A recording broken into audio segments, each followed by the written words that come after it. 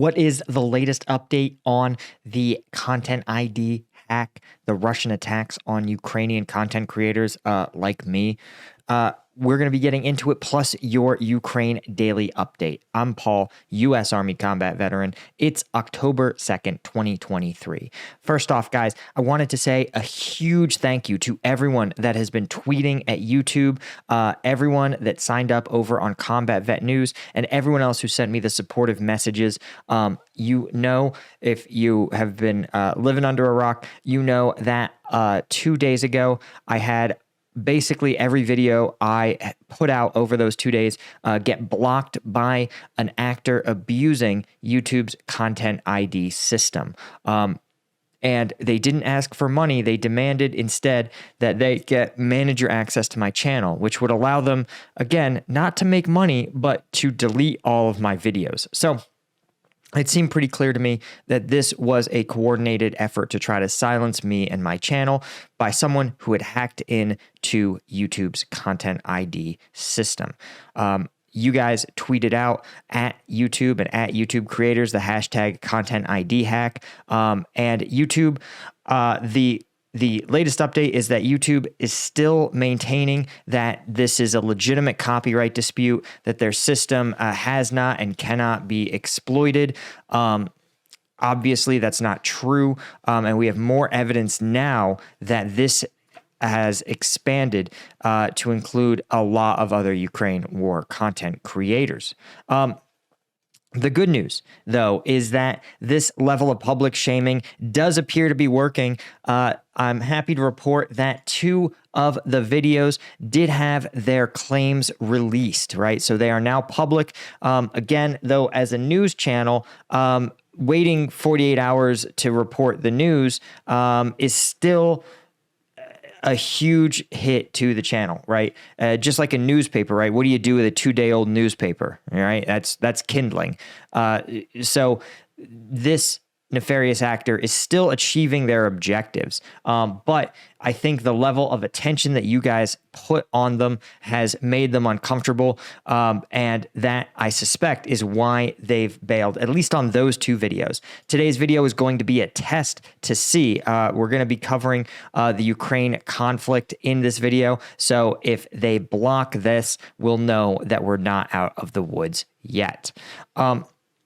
The bad news, though, is that I know for a fact that other Ukraine war creators are targeted by this same account that's blocking their videos. Publicly, ATP Geopolitics has said that they have been attacked by this entity, and one other creator has reached out to me privately and is experiencing the exact same attack. They don't even change their burner phone number. You would think you would cycle through burner phones, right, if you're like a good hacker. But as we know, the Russians aren't known for their sophistication. And so I'm not going to publicly out this creator. I'm going to let them talk about it publicly on their channel, and then I'll name who it is. But again, if you follow the Ukraine war space, you can be pretty certain, you have a short list of who it could be. So what you guys can continue to do is keep letting YouTube know that a nefarious actor is inside their system, exploiting Content ID to silence creators covering the Ukraine war and targeting them and them specifically. You can do it on Twitter using the hashtag Content ID hack. But also, you can help me get the word out, right? Because YouTube, again, they maintain that their system cannot be hacked, that anything is a copyright dispute, and that YouTube doesn't get in the middle of it, despite literally the system on their platform being in the middle of it. So letting both them know, but also large creators. I know creators like Ludwig or Moist Critical, they may want to know about this story, since they often will cover stories involving creators and YouTube systems failing them. But also, I'm going to be reaching out to a couple of larger news outlets in the hope that this story gets picked up by them. It certainly has all the makings of a good story, right? The Ukraine conflict, Russian hackers, machine learning algorithms taking over and being exploited, a big tech company that pretends like their AI has solved all the problems when we really see that it's just made nefarious hackers more powerful. All right, let's get into it. Let's find out if this video gets blocked. This is your tactical daily update. Real quick, when we look at the control map, biggest change is that there's really not much in the change department.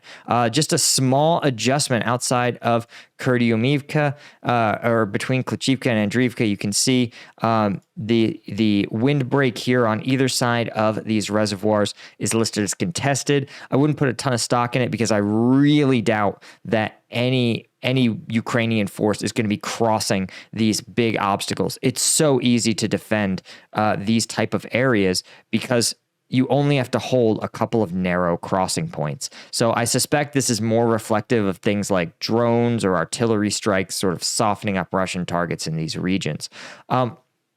Looking over at the combat map, we can see that Russian forces launching about 38 combat engagements. This is actually a pretty high volume by Russian standards. They're reporting one in Verbova, but other reporting has indicated that there's actually a lot of heavy fighting taking place all along here, and that key fortifications along particularly this road, this T408, have been going back and forth for days, and that Ukrainian troops will occupy some key positions, Russian troops will retake them, and the fighting will just go back and forth and back and forth. When we pulling up the fortification map, you can see it's not readily apparent here where this is, but it's probably some of these regions here is my suspicion, that these are strong points holding the Robtina, Novoprokopivka together, and that if they fall into Ukrainian hands, that the rest of the Russian defensive line is going to struggle as well. We're not really seeing that despite controlling some of this second layer of the Sotovikin line, Ukrainian forces are still having a hard time kind of rolling Russians into and really putting pressure on their flanks. Probably again, because until they secure Verbova, they're not really able to turn their backs, so to speak, on the Russian forces in this area. Looking over at War Mapper, he's actually got what I think is some pretty important context for us. This is a graphic he came up with, which represents the percentage of control of Ukraine, who controls what percent of the country every month since the invasion began. You can see here, the purple represents the region that Russia occupied prior to 2020, and the rest being sovereign Ukrainian territory. You can see here in March was the apex of the Russian invasion, controlling nearly 25% of all of Ukrainian territory. You can see here the Battle of Kiev saw Russian forces withdraw, and you can see here this is the Kharkiv offensive. This click here is the Kherson offensive, but then literally there is no detectable changes, and this is just how marginal this conflict has become and how stalemated it really is. And it's easy to lose perspective of that because both sides are working so tirelessly and fighting so hard on a tactical level for every gain. And certainly attriting Russian combat power is itself a value, even if it doesn't necessarily result in big territorial change. This is what we saw in Kherson, right? Where very limited territory changed hands until suddenly the Russian forces withdrew of their own accord because they were under such tremendous pressure. And so I think that is the strategy here, and it's been the strategy for a while, but it's just a good reminder that in the grand scheme of things, the conflict is looking pretty stalemated.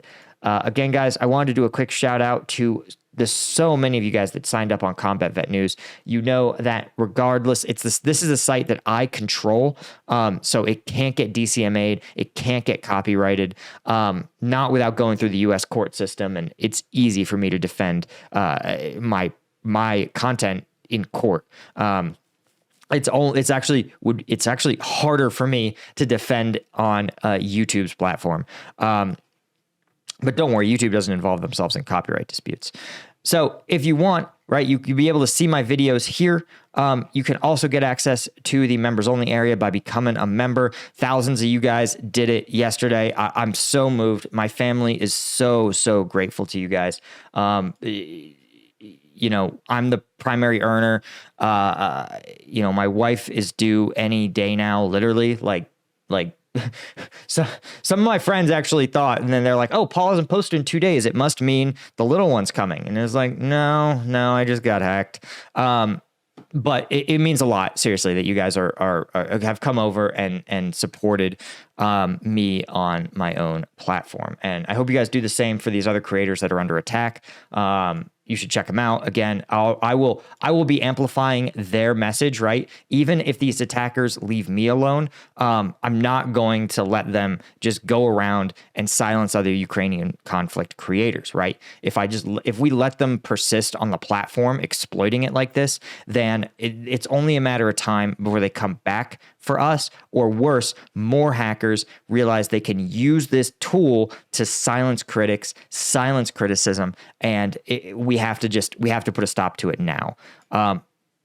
Other than that, guys, you can see the Russian spin machine continues not just to silence pro-Ukrainian content creators, but to portray Western aid to Ukraine as escalatory in order to discourage continued Western support for Ukraine. Again, people that say that the war is escalating out of control, I just want to point to this graph. Okay, is this a conflict that strikes you as escalating dangerously out of control? Right? No, this is a conflict that is troublingly frozen in place. Okay, so just bear that in mind when you hear these like, it's going to turn nuclear. Guy, it can't even turn regular at this point, right? We should hope for it to become a conflict with actual changes happening. All right. Again, this isn't to dismiss the fighting efforts and the strategy on both sides, right? Every village that comes back into Ukrainian control is a sovereign nation restoring its territory. But we have to remember that despite the bravery and valor of the individual Ukrainian troops and the savviness of their commanders, we still have to acknowledge that this is a dead heat in the meta sense, at least right now, right?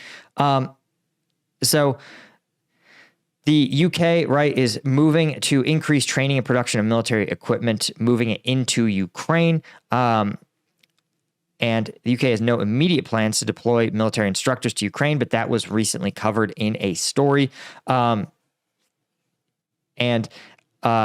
There was some fear that the UK would send British soldiers to, quote, fight in the conflict, but this is a mischaracterization. This is the only thing that's being discussed that I've ever heard is just additional training for Ukrainian troops, which is something that's already happened, already occurred. It's not going to, according to Medvedev,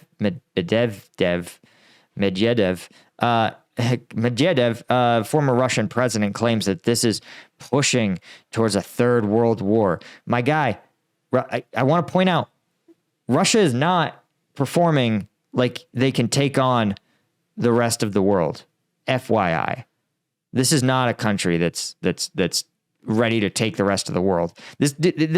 Russia can't take the rest of Robotine. Okay, they're not going to be taking on the rest of NATO. All right.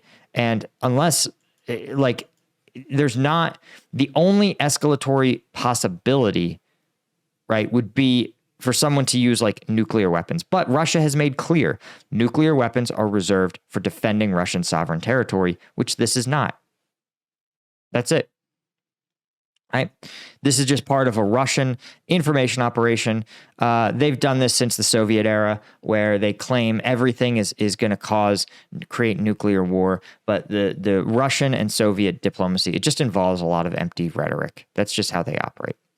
Anyway, guys, that's all I had for you. Thank you so much to everybody that supported us. I know we have so many new members that we still are working on updating all these slides, but shout out to the OGs, right? The OGs that supported before the hack, that were just fans of the channel, looking out for us, our Colonel tier members, our Lieutenant tier members, and all the members of combatvetnews.com. I couldn't do this without you guys. It was true before, it's true now. Thank you so much. I'll see you hopefully in the next one. Cheers.